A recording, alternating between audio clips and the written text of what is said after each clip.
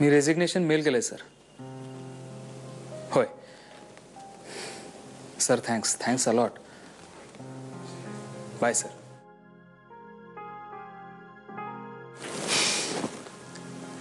मी resignation mail केलंय. आता तरी सांगशील का तू नेमका कुठे गेलेलास?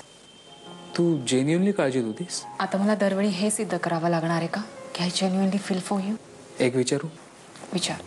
तुझं विक्रमवर प्रेम होतं?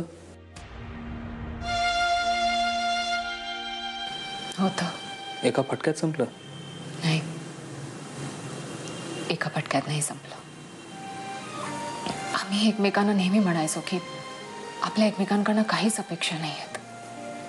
आपण फक्त एकमेकांना सुख द्यायचं, अनकंडिशनल लव्ह. पण तसं काहीच नव्हतं. नंतर तसं काहीच नाही राहिलं. मी त्याच्यामध्ये माझा हरवलेला अभय शोधत राहिले. पण तो माझ्यामध्ये काय शोधत होता माहित नाही. आताही जर तो समोर आला तर कदाचित एका क्षणासाठी का होईना माझ्या काळजाचा ठोका नक्कीच चुकेल. पण तो फक्त त्या क्षणापुरताच. तू सांगणार आहेस का कुठे गेलेलास? हो. तर कथेची दुसरी बाजू.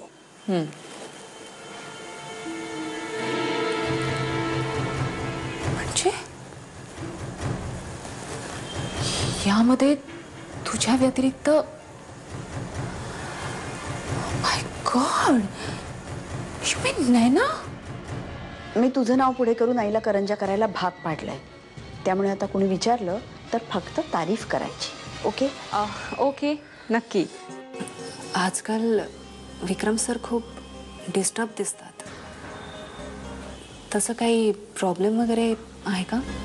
मला नाही माहीत. म्हणजे माझ्यापेक्षा जास्त तो तुझ्याच बरोबर असतो ना.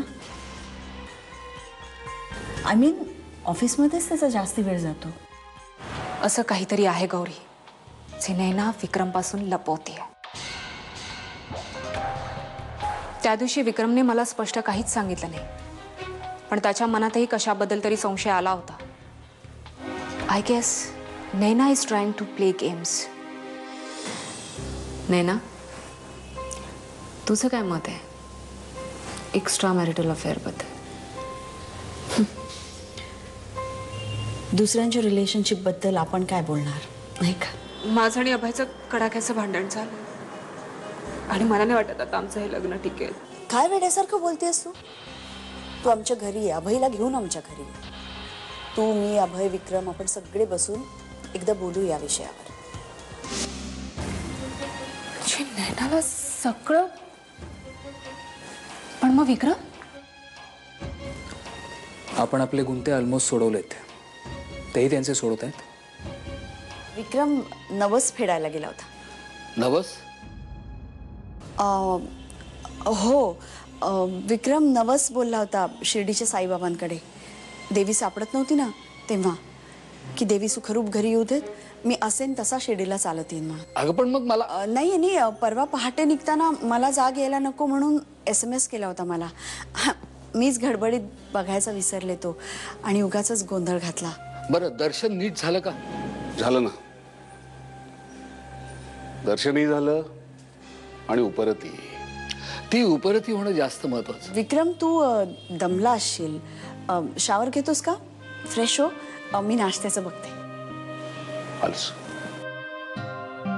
आमची देवी खूप नशीबवान. तिला विक्रम सारखा बाप मिळाला.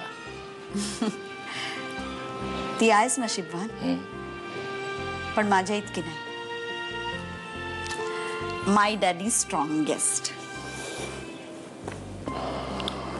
बरं, मला एक सांग, गुंते सगळे सुटले का?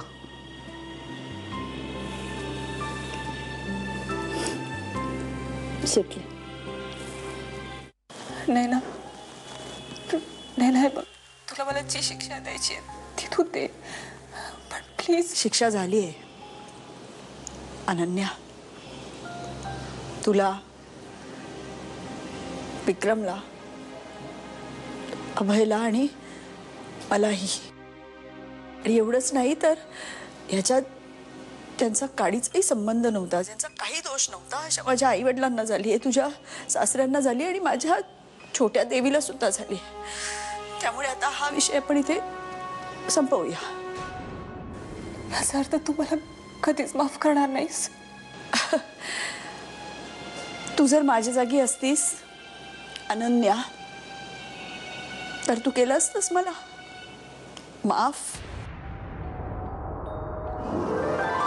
गुंतता हृदय हे, गुंतता हृदय हे.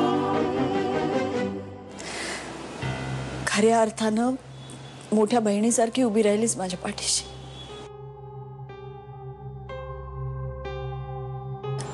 मला जमेल तेवढं केलं मी. नाही ग, खूप केलंस. संपलं ना आता सगळं. सुखाने संसार कर.